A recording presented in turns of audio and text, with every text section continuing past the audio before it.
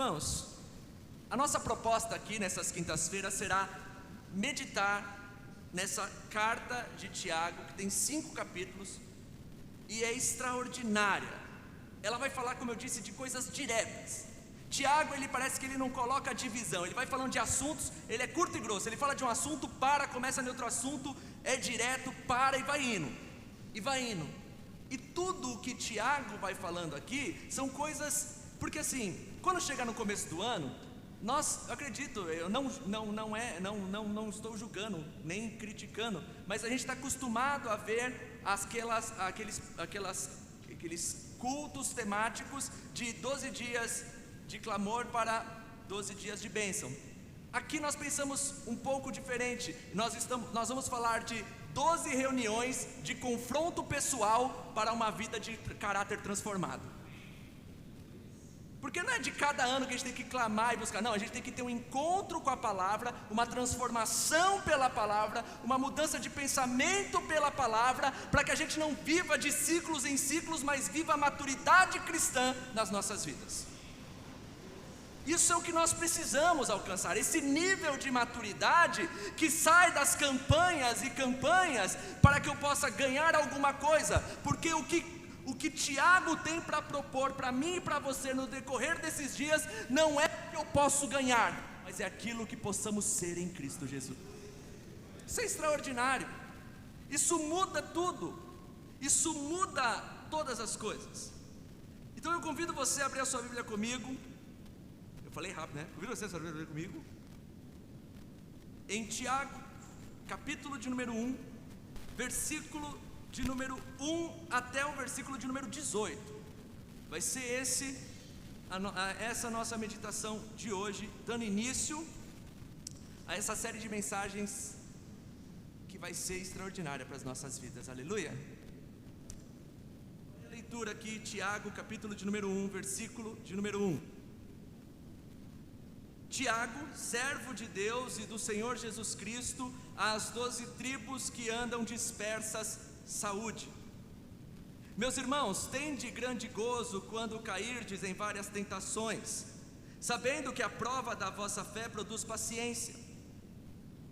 Tenha, porém, a paciência a sua obra perfeita, para que sejais perfeitos e completos, sem faltar em coisa alguma.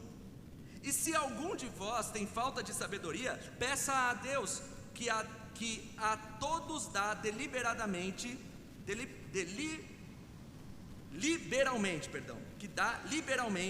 e não o lança em rosto, e ser-lhe-á dada. Peça, porém, com fé, não duvidando, porque o que duvida é semelhante à onda do mar, que é levada pelo vento e lançada de uma para outra parte. Não pense tal homem que receberá do Senhor alguma coisa. O homem de coração dobre, é inconstante em todos os seus caminhos. Não glorie-se o irmão abatido, mas glorie-se o irmão abatido na sua exaltação, e o rico em seu abatimento, porque ele passará como a flor da erva. Porque sai o sol com ardor, e a erva seca, e a sua flor cai, e a formosa aparência do seu aspecto perece.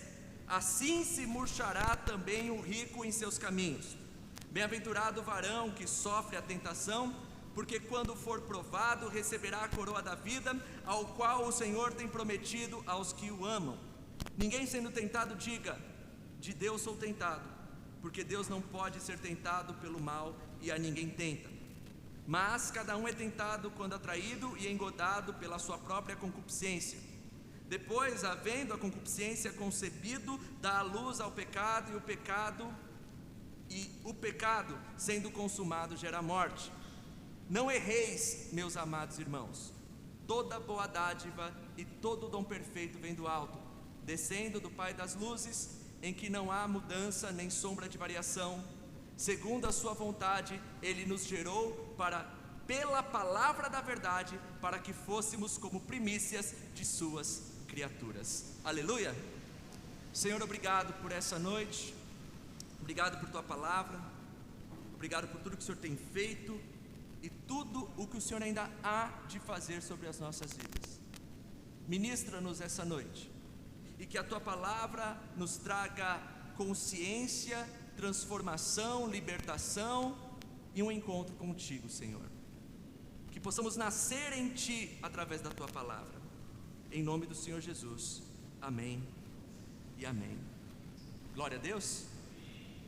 Meus irmãos, primeiramente a gente tem que entender algumas coisas. Já que a gente vai falar do livro de Tiago, eu quero ser muito breve nessa explanação introdutória, mas precisamos saber quem é esse Tiago. Quem é Tiago? Seria esse aquele discípulo que foi morto em Atos dos Apóstolos a fio de espada? Não, não é este. O Tiago que iremos ouvir dele aqui na sequência dessas quintas-feiras, ninguém mais, ninguém menos do que irmão de Jesus Cristo. Irmão por parte de pai, de mãe, perdão, de pai não, de pai Jesus é filho de Deus, mas Tiago é filho de Maria e de José, e Jesus tinha outros irmãos. Então eu vou pedir aqui que o multimídia vai caminhar comigo aqui um pouquinho nessa introdução. Mateus capítulo 13, 55, a gente vai ver que Jesus tinha irmãos, Jesus tinha alguns irmãos e irmãs. Olha só, não é este o filho do carpinteiro? Está falando de quem? De Jesus. Ele era visto filho do carpinteiro, José. E não se chama sua mãe Maria e seus irmãos Tiago, José, Simão e Judas? Entenda uma coisa: Simão, José, Tiago, Judas são nomes muito comuns daquela época. É igual Enzo na nossa época. Todo mundo tromba com Enzo agora, né? Era um nome que, independente, há alguns anos atrás, quando eu era criança, eu não conhecia nenhum Enzo. Você conhecia um Enzo quando você era criança? Não, aí vem o Edson Celular e a Cláudia Raia dar nome para criança, e agora pega, virou, agora tem Enzo. Tem algum Enzo em nosso meio? Não, estamos fora das estatísticas, pois em cada lugar onde tem 10 pessoas tem um Enzo no meio. Mas o interessante é que era um nome comum. Então, a gente tem que parar para pensar que nem sempre que aparece o nome Simão na Bíblia é o Simão Pedro, mas tem o Simão Curtidor, tem o Simão Cirineu, tem esse Simão que é o irmão de Jesus, sanguíneo. E o interessante é que tem irmãs também que não são citadas. Então esse Judas aí não é o Iscariotes, porque Judas também era um nome extremamente comum naquela época. Era a mesma coisa que você encontrar uma Maria hoje aqui, né? Maria, quantas Marias tem aqui hoje? Levanta a mão. Nome? Nenhuma Maria? Que susto, irmã. Se não tivesse uma Maria em nosso meio, a pregação tinha acabado aqui agora, né? Mas Maria é um nome comum, né? De nome ou de segundo nome, acho que você é Ângela Maria, não é? Você estava me enganando, né, Ângela?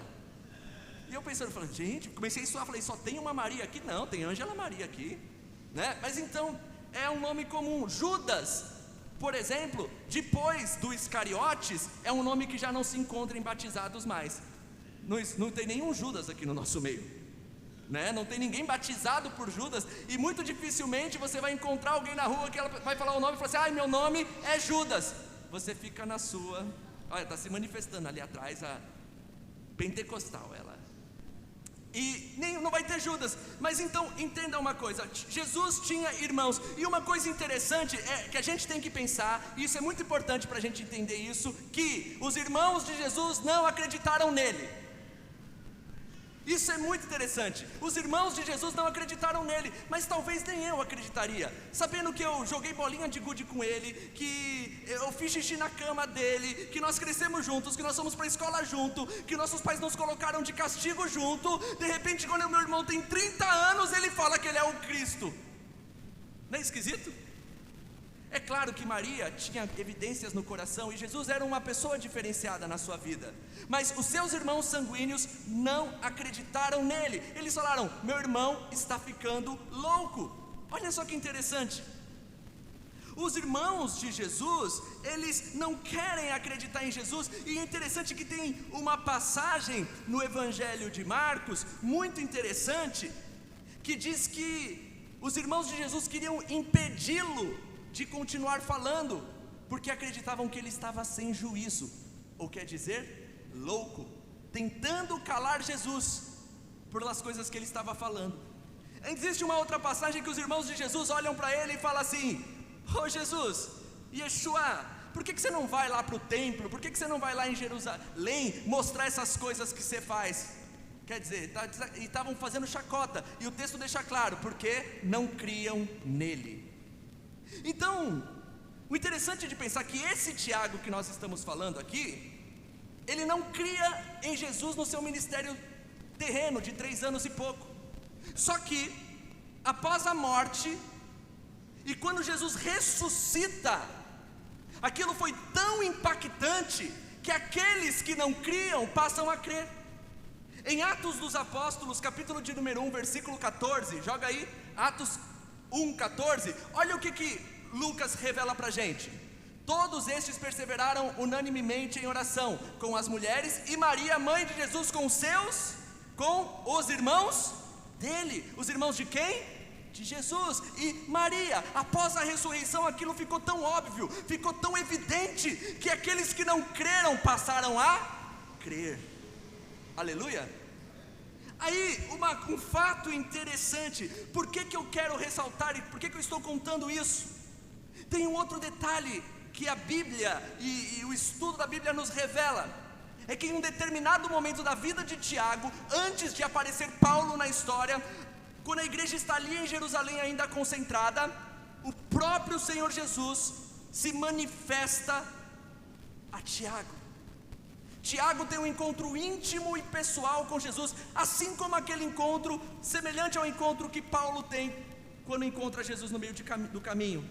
Um encontro com Jesus ressurreto muda a vida de qualquer pessoa. E em Atos dos Apóstolos não, 1 Coríntios, capítulo de número 15, versículo de número 7, nós vamos ver esse relato de Paulo deste encontro. Depois apareceu a Tiago, então a todos os apóstolos, e aí depois Paulo vai falar, e para mim por último como abortivo, quer dizer, Jesus apareceu por último a Paulo, como a última pessoa que o Senhor apareceu depois de ressurreto. Paulo deixa claro isso no decorrer desse texto. Por que eu estou dizendo isso? Porque a introdução da carta de Tiago é extraordinária, porque Tiago capítulo 1 diz o quê? Versículo 1, ele se apresenta dizendo, Tiago, servo de Deus e do Senhor Jesus Cristo. Isso é muito relevante, irmãos. Tiago declarar isso nessa carta nos leva a uma certeza: Jesus Cristo ressuscitou. Sabe por quê, meu irmão? Porque se a ressurreição fosse uma mentira, como muitos dizem, se a ressurreição não existiu, como alguns querem que nós acreditemos, como este que viu Jesus, como este que não creu, agora crê. Porque a evidência da ressurreição é maior do que a especulação do mundo, porque a evidência da ressurreição é extraordinária e nos deve levar a acreditar que Jesus não era uma pessoa comum, não era simplesmente o filho de Maria, ele era Deus. Aí, ele diz, o que isso deve levar a pensar? Que a ressurreição de Cristo fica evidente, porque aquele que não acreditava, agora acredita. Aquele que não servia, que não queria estar perto, agora ele se chama de servo. Olha que coisa extraordinária. O que não servia, agora serve. Aquele que considerava o ministério de Jesus loucura, agora serve ao ministério de Jesus. De duas uma, ou Tiago é mais louco do que Jesus, ou Jesus Cristo é Deus ressurreto para a salvação das nossas vidas. A Bíblia é extraordinária, irmãos. Como pode meio versículo falar tanto a nós? A questão é que quando você tem um encontro e tem a consciência de quem Jesus Cristo de fato é, quando você pode compreender caminho da sua vida, que Jesus Cristo é Deus e Ele vive, isso deve mudar a nossa história, deve mudar a nossa perspectiva da vida, isso deve mudar a nossa postura, porque diante do Rei dos Reis, só nos resta ser servos. Aleluia! E aqui a gente já vê também no capítulo 1 a quem ele escreve essas cartas. Tiago escreve essas cartas às 12 tribos dispersas. Ele saúda. Ele está escrevendo essa carta para judeus convertidos ao cristianismo. Ele está escrevendo essa carta para judeus que estão dispersos por causa das perseguições que já estão acontecendo. E só para que, um ponto de curiosidade, aspas, Tiago foi morto por volta do ano de 65 depois de Cristo. Quem diz isso é o historiador Flávio Joséfo. Ele foi morto por sacerdotes que o acusaram de heresia, de pecar contra a lei, e o apedrejaram. Volto a dizer, ninguém morre por uma mentira. Ninguém morre por uma mentira. Você morre por mentiras? Pode ser a mentira mais, como dizemos, cabeluda que você pode esconder. Na hora que o caldo engrossa, confessa. Não confessa? Confessa. Porque todos têm medo da morte, mas aqueles que... Olha o que eu vou dizer, é muito profundo, irmãos. Aqueles que acreditam na ressurreição de Jesus Cristo não têm medo da morte, porque sabe que assim como Ele vive, nós viveremos. Aleluia! Isso é lindo, irmão. Como pode um versículo, eu podia ficar a noite inteira aqui falando desse versículo, mas desses textos que nós lemos, vamos dividi-lo em 5 partes, porque como eu disse, Tiago é muito rápido e objetivo no que ele quer dizer. Ele vai no foco do negócio. Ele começa a carta dizendo: olha, sou eu, Tiago, servo de Deus, do Senhor Jesus Cristo, e estou escrevendo as 12 tribos que estão dispersas, saúde. Ninguém espirrou, mas ele está saudando. E aí ele já começa assim: ó, meus irmãos, é o seguinte, vocês tendem por grande gozo quando caírem em várias tentações. E eu gosto mais, não dessa tradução, mas eu prefiro a tradução que diz provações. Quando passardes por várias provações, porque provação é um pouco diferente de tentação. Provação é algo externo que vem sobre as nossas vidas e nós não escolhemos passar. Tentação é algo que, nós vamos ver aqui, que é gerado do nosso... Há uma diferença. Provação são coisas externas que vêm para nos provar, e tentação nasce no desejo do nosso coração e das nossas inclinações pecaminosas. Aqui está como? Aqui não está nada, desculpa. Do 1, a gente deixa aqui pregado para a gente, do 2 ao 4. Tiago 1, do 2 ao 4. Então, ele diz assim: meus irmãos, tende por grande gozo quando cairdes em várias tentações, sabendo que a prova da vossa fé produz paciência. Tenha, porém, a paciência, a sua obra perfeita, para que sejais perfeitos e completos, sem faltar em alguma coisa. Uma coisa extraordinária. Como eu disse, Tiago, ele vai no foco. Tiago não fica passando pano. Tiago, ele escreve uma carta, ele não quer ludibriar, ele não quer converter ninguém. Pelo contrário, ele quer que os convertidos se firmem. Que é isso que nós precisamos. Sabe, às vezes... de repente você pode até falar: eu já falei, assim, a gente tem que se converter a todo dia. Eu acredito que a gente tem que se desconstruir a cada dia, mas conversão, a partir do momento que você encontra Cristo, você começa a colocar a sua vida num rumo, meu irmão, que não tem como voltar. Nós temos que nos desconstruir, temos que deixar os nossos conceitos e pegar o e colocar para a nossa vida e para a prática da nossa vida. Então aqui Tiago, ele já começa logo a carta dizendo assim: meus irmãos, quando vocês passarem por provações, tenham alegria. Rapaz, o cara já começa a carta, nem alisa. Ele já, gente, que carta é essa? Nem assopra, já põe logo o mentiolate. Você não sabe o que é mentiolate, Brenda. Na sua idade nós sabíamos. Como era mentiolate? Eu gritava, eu ralava, gritava pra minha mãe: o que arde não, o que arde não. Passa o vermelhinho, que era o mentiolate. Mercúrio, nem usa ainda mercúrio, Teca? Nem mentiolate, nem mercúrio usa mais. Foi uma época que a gente sofreu à toa. Para pensar nisso. Você sabe o que é mentiolate? Não sabe, né? Rapaz, talvez, você vê, hoje as crianças não apanham mais, os pais não põem de castigo, até o remédio nos machucava antigamente. Era tudo provação na nossa vida. Por isso que a geração de agora é muito Nutella. Tudo não sabe, rapaz. Além de machucar, a mãe fazia lavar, esfregar e passar mentiolate. Mas enfim, não é do mentiolate que estamos falando. Mas a questão aqui que Tiago aborda é, primeiro ponto, que é pra gente que as provações são várias. Quando cairdes ou quando passardes por várias provações. Então uma visão evangelical errônea é de que crente não passa por provação. Pelo contrário, o que Tiago está dizendo aqui, que quando nós passarmos por provação, nós devemos nos alegrar com isso. Aí eu fiquei pensando, Senhor, eu não quero uma nova revelação, mas eu quero simplesmente compreender essa palavra. Porque não tem nova revelação daquilo que foi escrito há 2000 anos atrás, deve ter uma compreensão para a prática da nossa vida. Senhor, me faça compreender. Aí o Senhor me lembrou de quando eu estava tirando carta de motorista. Lá, adolescência, cheio de vontade de dirigir, aula teórica. Oh, meu Deus do céu. Eu não via a hora de fazer as aulas práticas só para pegar no carro, sabe? Só na segunda marcha, mas andando pelo Veloso achando que estava abafando, né? Não é assim quando a gente está aprendendo a dirigir?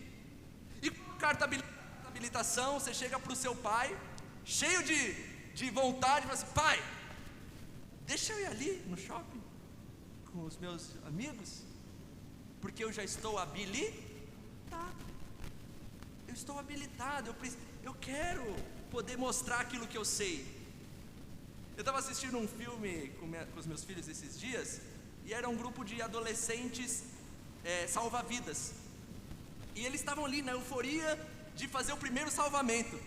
E quando um cidadão se afoga, a menina fica toda eufórica, ela diz, ai, passei o dia inteiro esperando alguém se afogar. Mas por quê? Porque ela queria, em meio àquela dificuldade, mostrar o que ela sabia. Não é assim? Então, Tiago, ele está olhando para os cristãos e está dizendo que as provações é a prova da gente mostrar aonde estamos firmados, quem nós somos. Mas só que ninguém fica, irmão, por favor, não seja masoquista, não fique ansioso por dificuldades. Você não precisa ficar ansioso por dificuldades, sabe por quê? Tão certo quanto 2 e 2 são 4, elas virão. Amém? Provação não é uma coisa que você precisa procurar, elas vão vir, mas elas vão mostrar aonde você está firmado. Aleluia? Glória a Deus. Que evangelho extraordinário. E aí ele diz assim, ela tem um resultado. Toda aprovação na vida do crente, ela só tem um resultado. O resultado positivo da aprovação não é você ganhar mais dinheiro, não é você receber mais coisas, não é você ganhar o PlayStation que você espera. Porque às vezes a gente acha isso, né? Que Deus está nos provando porque Ele vai dar uma coisa maior para a gente depois da aprovação. Que teologia é essa? Da onde que se tira essa teologia? Porque o resultado da aprovação na nossa vida não são prêmios, mas um efeito: paciência. Olha que coisa interessante. Hoje estou ministrando essa palavra, mas pensa num dia impaciente para mim. Hoje eu estava irritado com tudo que eu via no grupo da igreja eu ficava irritado. Aí já mandava mensagem para o diaconato, diaconato, ministério de música, né? Quem está nos ministérios sabe. Ministério fulano, ciclano, quem vai estar? E tudo me irritava. Sabe aquele negócio que fica aqui na barriga? Aquela coisa, sabe? Sabe o que eu estou falando? Você sente isso também quando fica aquela sensação, aquele frio no estômago? Sabe, aquela coisa? E tudo. Aí eu fui orar, falei, Senhor, dai-me sabedoria. Sabe por quê? que eu não posso ser assim? Porque quanto mais eu passo por dificuldades, mais eu devo ter paciência, mais eu devo ser perfeito em paciência. Porque se tem uma coisa que vai nos aprovar, é a nossa paciência. Que vai nos mostrar maduros, é a nossa paciência. Irmão, você acha que você tem que ser forte fisicamente? Você acha que você tem que fazer coisas extraordinárias? Peça a Deus paciência, sabe por quê? Porque paciência vai fazer com que você pare de se irritar com o cara no trânsito, vai fazer com que você pare de brigar com as pessoas da sua casa, vai fazer você ser tolerante àquele que ainda não é sábio, vai te tornar uma pessoa mais madura diante das circunstâncias onde todo mundo está afobado, vai te transformar em um conselheiro, ao invés de ser aquele que sempre pede conselhos. Sabe por quê? Porque a paciência significa demorar, irar-se, demorar em sair da linha, demorar em rodar a baiana. Isso é paciência. E se tem uma coisa que a nossa geração precisa, nós não estamos suportando passar por provações. Nós passamos por provações e reclamamos, nós passamos por dificuldades e choramos. Por isso estamos vivendo uma geração impaciente, uma geração que não tem paciência de esperar as promessas, a paciência de esperar em Deus, a paciência com o próximo, e vivemos estressados,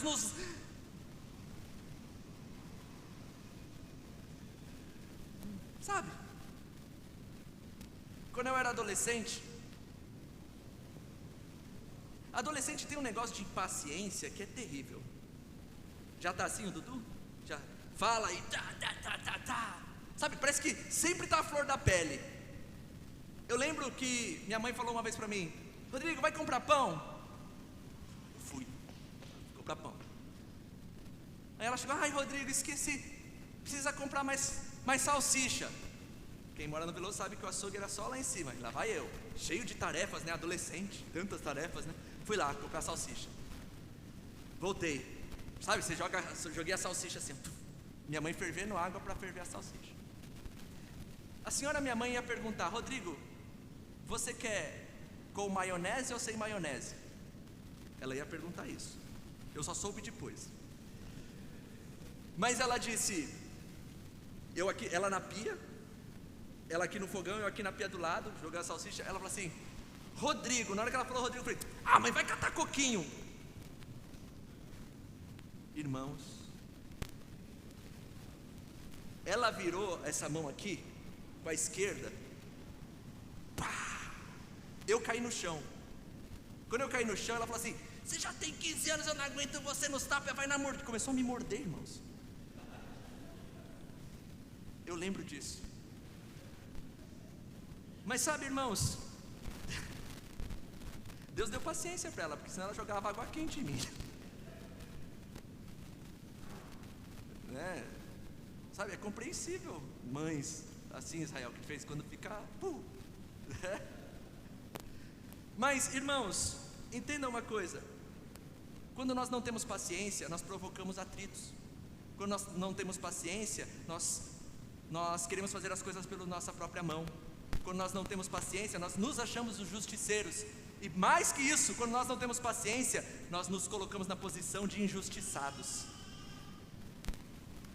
E o que Tiago diz é que as provações na vida de um crente deve ser motivo de alegria, porque passando por essas provações que são inevitáveis, cada uma delas vai produzir em nós porções de paciência. E de paciência e paciência nos tornamos perfeitos. Aleluia, maduros, íntegros. Que coisa maravilhosa. E o interessante é que Tiago põe um ponto final nisso, e ele entra em um outro assunto interessante.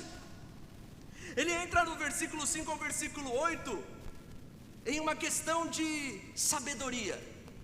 Olha só que interessante. E se algum de vós tem falta de sabedoria? Entendeu? Ele fala de paciência. Pum, acabou. Perfeito, pum. E se algum de vocês, parece que ele diz assim: ah, tá vendo? E se algum de vocês tem falta de sabedoria? E se algum de vocês tem falta de sabedoria, peça a Deus, que dá a todos liberalmente. Quer dizer, Deus dá, né? Sabe, tipo o Silvio Santos jogando aviãozinho de 50 reais, Deus dá, ele pede. Olha que coisa. Carro, Não sei. Uma namorada? Não sei.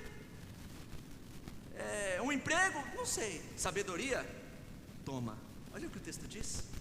Coisa extraordinária. Aí diz que dá liberalmente e não lança o rosto, e ser-lhe-á dado. Peça, porém, com fé, não duvidando, porque o que duvida é semelhante à onda do mar, que é levada pelo vento e lançada de uma parte para outra. Não pense tal homem que receberá do Senhor coisa alguma.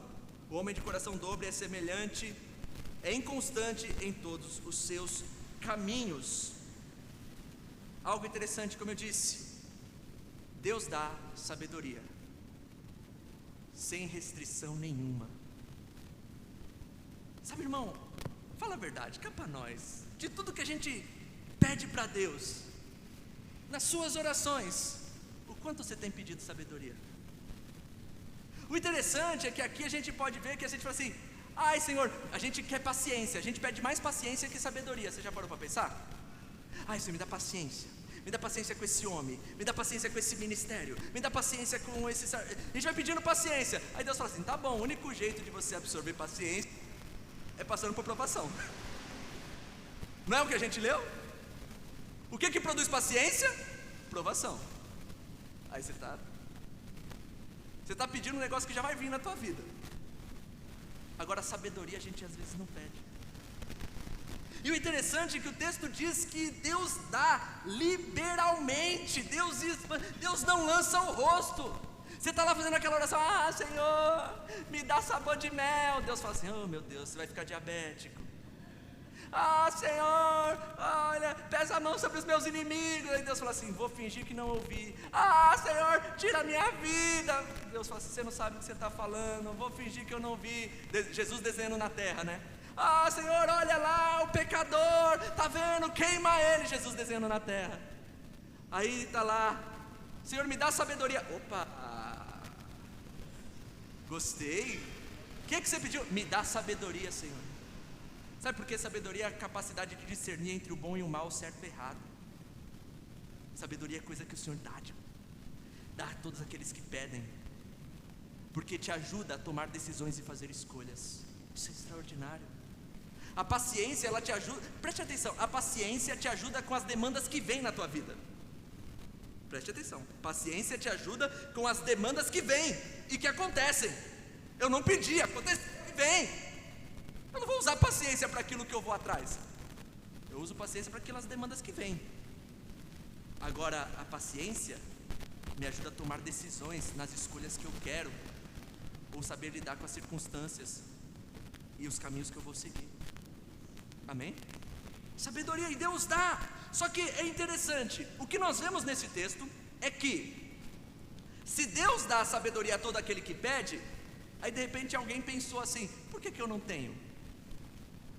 Porque o texto deixa muito claro que só não tem sabedoria, primeiro, quem não pede, ou quem pede duvidando. Caso contrário, esse recebe de Deus. Então, se você não tem sabedoria, é porque ou você não pediu, ou você pediu duvidando de Deus. Porque ele diz, uma coisa extraordinária que Tiago fala, é que existem pessoas que são inconstantes, são como a onda, de pra lá e pra cá, tem o coração dobre. O que isso quer dizer? Dividido entre o quê? Entre Deus e o mundo. Sabe?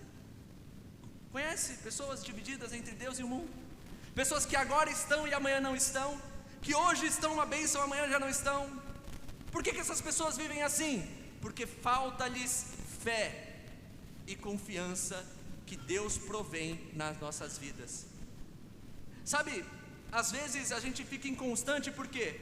Porque a gente pede para Deus, a gente pede para Deus, a gente quer que Deus haja, mas a gente não confia tanto assim, e começa a dar os nossos jeitinhos. Sabe que outro dia eu estava conversando com um pai de santo. Eu converso com o pai de santo, porque aquilo não vai interferir em nada na minha vida, eu sou do pai das luzes, que não muda e não tem variação. E ele falou assim: Rodrigo, sabe, conhece fulano, ciclano, assim? Eu falei: conheço. Congrega e tal. E ele começou a falar que nas sextas-feiras do terreiro, terreiro muito conhecido aqui no nosso bairro, inclusive, da Dona Terezinha. Alguém conhece o terreiro da Dona Terezinha? Daniel conhece, né? O terreiro da Dona Terezinha. Ele falando lá que o que tem de crente que vai lá é sério. O que tem de crente que não tem paciência de esperar o agir de Deus e vai fazer amarração no amor. É sério?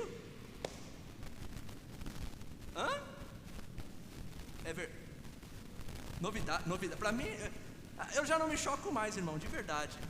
O que tem de crente que não tem paciência presta atenção, que não tem paciência de esperar em Deus e começa a correr atrás de campanha e de pessoas para que de repente aquela pessoa possa trazer algo que a palavra não está trazendo para mim. É não esperar em Deus e começar a confiar em homens, concorda? Corações dobles, que não espera aquilo que Deus promete, que não se derrama naquilo que Deus fala e não alcança nada. Por quê? Porque é inconstante, porque confiou na promessa do homem e espera das mãos de homens e não do querer de Deus. Isso é extraordinário, irmãos. Sabe, Tiago deixa muito claro que uma pessoa inconstante, levada de um lado para o outro, sabe, pessoas de um lado, gente, tem pessoas que congregavam aqui conosco, que hoje são da Umbanda, não estou mentindo, vocês sabem, não é verdade? Né, Tainá? Sabe por quê? Que encontraram algo, encontrei o que eu queria. Eu não sei o que você estava procurando. Tem pessoas que saíram do evangelho e dão um passo atrás na idolatria, porque encontraram a legalidade que queriam para viver a vida que eles queriam viver. Pessoas assim, não pense que receberá alguma coisa de Deus, porque estão atrás dos seus próprios interesses, do seu próprio desejo, porque mas uma coisa e o versículo 8 é muito específico, que homens com coração doble, pessoas inconstantes, pessoas que não confiam no Senhor, eles são inconstantes em todos os seus caminhos. Sabe, não termina um curso de inglês. O curso é 3 meses, não consegue terminar. Não consegue, nenhum projeto vai para frente, nenhum relacionamento vai para frente, nada, porque não aprendeu a confiar no Senhor, porque o Senhor dá a todo o que pede, confiando que Ele é Deus. Aleluia. E sabe uma coisa interessante aqui? Que Tiago ele entra já em um outro assunto e ele fala assim: mas não glorie o irmão abatido, mas glorie-se o irmão abatido na sua exaltação, e o rico em seu abatimento, porque ele passará como a erva do campo, porque sai o sol com um ardor, e a erva seca, e a sua flor cai, e a formosa aparência do seu aspecto perece. Assim se murcha também o rico em seus caminhos. Olha que coisa interessante, esse sanduíche que Tiago faz aqui. Ele fala que tem pessoas inconstantes, que não recebem nada de Deus, e ele começa a dizer que o pobre, abatido, deve gloriar-se quando Deus o exalta. E para o rico,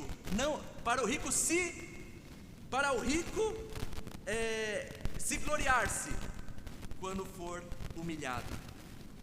Que coisa mais esquisita que ele está dizendo aqui. O que ele está querendo dizer aqui é que o Senhor dá conforme a necessidade. Preste atenção. Uma pessoa pobre, necessitada, rejeitada, humilhada, Deus quer que ela saiba que ela tem um valor para Ele. E quando essa pessoa entende que ela tem um valor, ela deve se alegrar, porque ela sabe que a exaltação dela não vem das mãos de homens ou da sociedade, mas vem de Deus. Um rico, ele se acha bom pelo que ele tem. Ele coloca a sua alegria e ele acha que Deus está com ele porque ele tem coisas. Mas Deus às vezes vai tirar essas coisas para que esse rico saiba que melhor é ser humilde, porque o pobre e o rico diante de Deus são iguais. Não se glorie daquilo que você tem, mas se glorie daquilo que você é em Cristo Jesus. Não se glorie nas coisas que você faz, porque tanto a sua exaltação quanto a sua desconstrução vem de Deus. Olha que coisa mais extraordinária. Tiago falando para os irmãos que Deus é o que exalta e Deus é o que humilha no aspecto de moldar o caráter, para que a gente não tenha uma alta impressão de que somos mais e melhores do que todos. É um exímio de humildade. Por exemplo, o Igor, professor de música, musicista, multi-instrumentista e muito diistas, pai do ano aí, pela Forbes, né? Ele, com todo o talento dele, se propor a tocar com o Isaac, que sabe o que de música. Não, mas para Deus é o melhor. Para Deus, melhor é a humildade e descansar nele, porque é Ele que dá, é Ele que tira, é Ele que exalta e é Ele que iguala a todos. Olha que coisa mais linda. Gente, olha quantas práticas para as nossas vidas. E aí, Tiago, ele entra num quarto aspecto, que ele já sai disso, e ele fala assim: feliz, bem-aventurado o homem que sofre tentação. Pô, de novo. Primeiro era provação, agora é tentação. Ele diz: bem-aventurado o varão que sofre tentação, porque quando for provado, receberá a coroa da vida, ao qual o Senhor tem prometido aos que o amam. Ninguém sendo tentado diga: de Deus sou tentado, porque Deus não pode ser tentado pelo mal e a ninguém tenta. Mas cada um é tentado quando atraído e engodado por sua própria concupiscência. Depois, havendo a concupiscência concebido, dá a luz ao pecado, e o pecado consumado gera a morte. Provações, tentação. As provações são inevitáveis. Só que Tiago deixa claro uma coisa: que as tentações não vêm de Deus.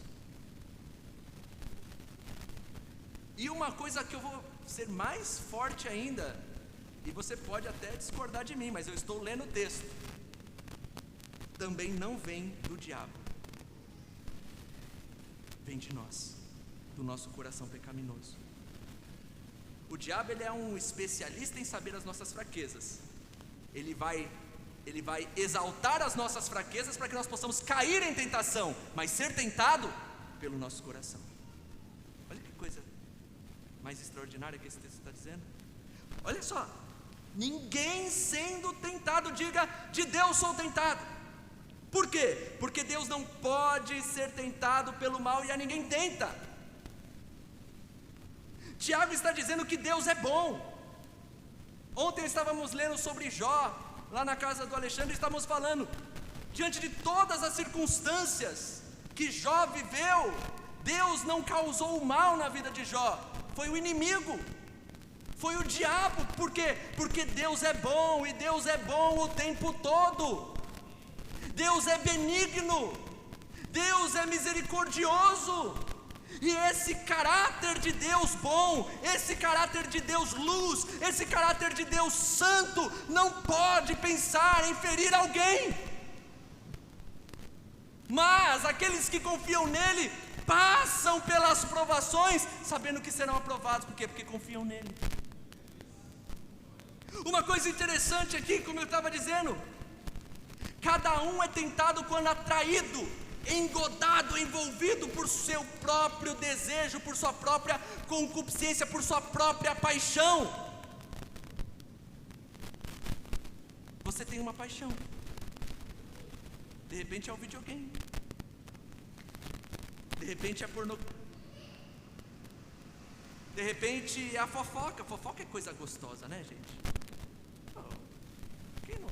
Eu estava lendo Eclesiastes capítulo 7 hoje. Eclesiastes, o sábio fala assim: olha, não dê ouvido ao que todo mundo está falando, não, ao que o seu servo está falando, que você vai acabar ouvindo ele falar mal de você, aí você vai ficar pistola. Só que, para e pensa, quantas vezes você também já não falou mal de alguém? Olha isso, Eclesiastes capítulo 7, nós somos levados a falar, mas uma coisa que esse texto deixa muito claro é o quê? o que é tentação para você pode não ser tentação para mim, porque a tentação é relativo à inclinação do coração de cada um. Olha que coisa. Então eu não posso chegar aqui na igreja e dizer: olha, a partir de hoje todos estão proibidos de usar celular, porque celular é do diabo. Para alguns é, para outros não. Eu não posso generalizar o que é pecado e o que não é, porque para uns é, para outros isso chama liberdade em Cristo e consciência de quem somos diante de Cristo. Às vezes queremos alguém para nos colocar na linha e falar: você não pode, mas se cada um é tentado pelo próprio desejo do seu coração, devemos analisar as nossas vidas, analisar os nossos corações e confessar os nossos pecados no Senhor. Porque Jesus nos ensina a orar e dizer: o pão nosso de cada dia nos dai hoje, perdoa as nossas dívidas, assim como perdoamos quem nos tem ofendido, não nos deixe cair em tentação. Quando você ora, não nos deixe cair em tentação, você só fala isso? Ou você pega essa fórmula de oração de Jesus e diz: Senhor, é o seguinte, me troca de lugar na empresa, porque o perfume daquela mulher já está começando a me mexer comigo. Não me deixa aquele cliente vir não mais, Pai, porque aquele cliente está dando uma cosquinha que eu não quero sentir. Senhor, queima meu celular, porque eu não consigo. Liberta-me de mim, porque o bem que eu quero fazer eu não faço, mas o mal que eu não quero, esse eu pratico. Então toda vez que nós oramos, não nos induzas à tentação, nós temos que ter consciência de que tentação é essa. É a que está dentro de você, é a que está dentro de mim, é a que está dentro de nós, e nós precisamos reconhecê-la, confessá-la e fugir dela. Porque se eu não conheço no que eu sou falho e naquilo que eu sou fraco, como eu posso resistir? Ninguém, uma vez eu ouvi uma pessoa falar, e é verdade, só morre afogado quem sabe nadar. Porque quem não sabe nadar nem entra na água ou fica lá no rasinho. Vem a ondinha, opa, olha lá. Porque quem sabe nadar é abusado. Não, eu aguento, eu sei, chilado. E vai, e mergulha, e pula. Só quem sabe nadar, quem confia demais em si mesmo. Quantas vezes não teve lá no Boqueirão, na Praia Grande, passou o helicóptero da polícia, sai daí, os caras, sai nadar. Pastor é o helicóptero da polícia, essa mensagem é o helicóptero da polícia, não, sai daí que você vai se dar mal, sai daí que vai dar ruim, presta atenção, eu sei nadar. Que não seja tarde demais para você. Tenha consciência das suas falhas, sabe por quê? Porque cada um é tentado quando atraído e envolvido pelo desejo do seu próprio coração. E aí esse desejo ele dá luz ao pecado, e esse pecado nos conduz à morte. Você vê que a raiz do pecado habita em nosso coração. Coisa forte isso aqui de dizer. O inimigo ele trabalha com as ferramentas que você oferece para ele, irmão. Por que Satanás oferece para Jesus pão no deserto? Porque ele estava com fome. Poxa, por quê? Porque oferece poder para ele, porque ele tinha consciência do poder que ele tem. O inimigo quer sempre encontrar atalhos para a sua vida, relacionamentos que são atalhos, circunstâncias que são atalhos. Mas Deus quer santidade nas nossas vidas. E entender isso nos leva a parar de culpar os outros e a Deus, e assumirmos as nossas responsabilidades. Sabe por quê? Porque cai na tentação e aí fala assim: ai Senhor, por que o Senhor fez isso?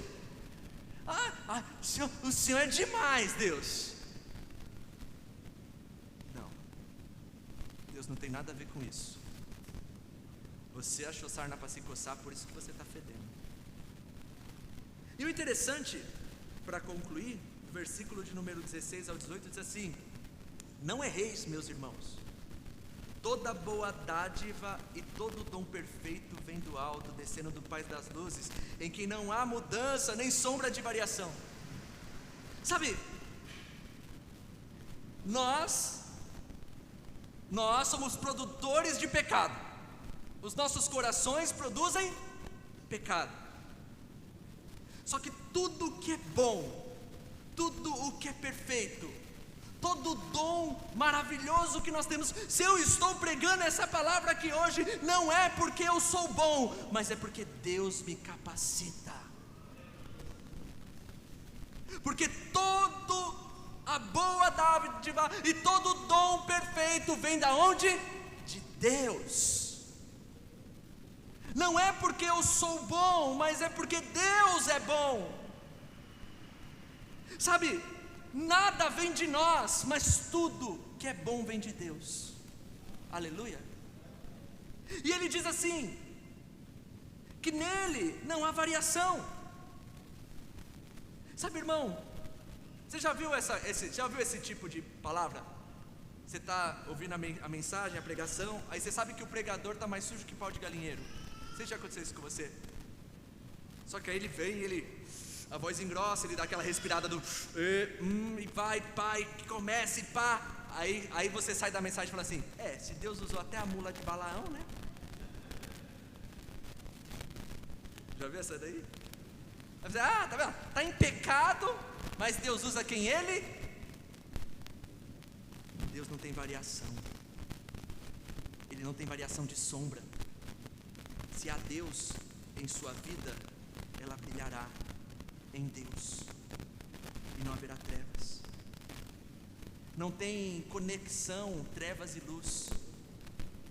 Sabe, Mateus capítulo de número 7 é muito forte, porque Jesus diz: alguns vão dizer que expulsaram demônios em meu nome, fizeram sinais e maravilhas, mas naquele dia dirão: Senhor, Senhor. Eu vou falar assim: aparta-se de mim, vós que praticais a iniquidade, porque nunca vos conheci. Esse nunca diz que essa pessoa nunca teve o Espírito de Deus sobre a vida dela. Nunca vos conheci, vós que praticais a iniquidade. Então tome cuidado com oratórias que não têm prática de vida. Tome cuidado com mensagens maravilhosas que não têm frutos do Espírito na prática da vida cristã. Isso é muito sério, irmão. Porque para falar, você pode até fazer curso, mas para ministrar a vida, só o Espírito Santo de Deus. Eu tenho um primo, que é primo meu e da Sabrine, e ele era professor de hipnose, o que faz torresmo agora. Ele era professor de hipnose, e ele falou assim para mim um dia: Rodrigo, gosto muito das coisas que você posta, gosto muito das coisas que você coloca, são muito claras as coisas que você fala do Evangelho. Eu só não curto por uma questão de ética, porque eu tenho muito aluno pastor, e se eu curtir o seu, eu vou ter que curtir o deles também. Você entendeu? Ele era professor de hipnose. Você está entendendo isso? Sabe, manipular homens é uma artimanha que você pode pagar e conseguir, mas salvar vidas e transformar vidas e caráter só vem do alto. Converter pessoas e transformar vidas é coisa que vem do céu, e homem algum pode fazer. Sabe por quê? Porque isso vem do Pai das luzes, que não muda e não tem sombra de variação. Deus é bom, e Ele é bom o tempo todo. E outra, segundo a vontade de quem? Desse Deus bom, Pai das luzes. O que ele quer dizer? Ele está acima de qualquer outra coisa, acima do sol, acima das estrelas, acima de qualquer outra variação que possa haver nessa terra. Ele é Deus, e Ele nos gera pela palavra da verdade. Até que ministrou uma palavra linda aqui domingo, falando que nós nascemos em Cristo a partir do momento em que nós morremos e nascemos no Espírito, somos livres em Cristo. E ela disse: olha, quem nasce da água é quem nasce da palavra. E aqui o Senhor deixa muito claro para nós que Ele nos gerou pela palavra da verdade. Você é nascido em Cristo, você é nascido em Deus, não pela vontade de homens, de mulheres ou de imposições de mãos. Você só nasce em Deus se você nascer na palavra. Ela é o teu parto espiritual. Não é um movimento, mas é uma consciência. Sabe do quê? De que a partir do momento que eu nasço na palavra do Senhor e pela palavra do Evangelho, eu me torno essas primícias das suas criações. O que Ele quer dizer com isso? O Senhor nos faz nascer pela palavra, para que eu e você sejamos um exemplo da restauração definitiva de toda a criação. Nós somos um preview da comunhão do céu. Nós somos aqueles que vivemos com base no amor, na justiça, na paciência, na longanimidade, fugindo das tentações e dependentes de Deus. Eu e você, nascidos da palavra, mostramos para o mundo o que o Senhor deve esperar de todo ser humano. Por isso, precisamos ser exemplo. Precisamos trazer a prática cristã para as nossas vidas. Precisamos ter consciência de quem somos e de quem o Senhor é para nós, para que possamos viver de cabeça erguida, não como sendo ricos ou pobres, sábios ou tolos, mas reflexo da vontade de Deus nessa terra, para esse mundo perdido. Você é um reflexo da vontade de Deus para esse mundo. Isso é extraordinário. O que nós aprendemos aqui essa noite? Aprendemos que as provas são variadas e elas vêm, mas elas nos trazem paciência.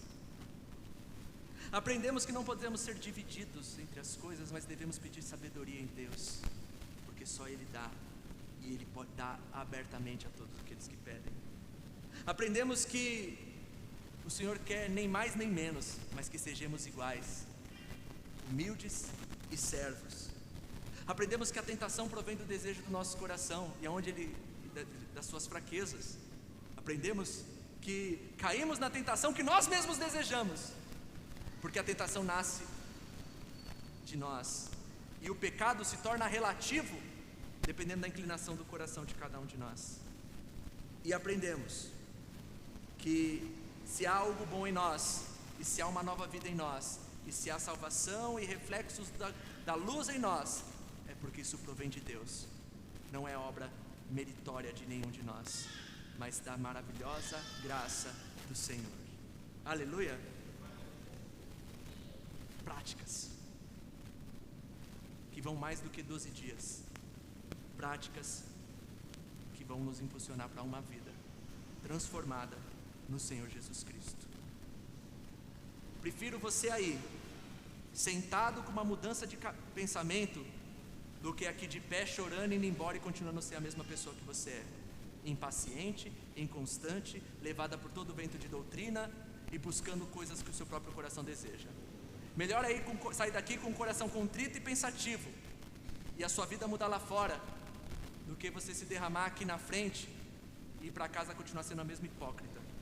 Então, que o Espírito de Deus nos ministre e possamos viver a vida cristã de uma maneira constrangedoramente reveladora para o mundo de que nós somos de Jesus Cristo.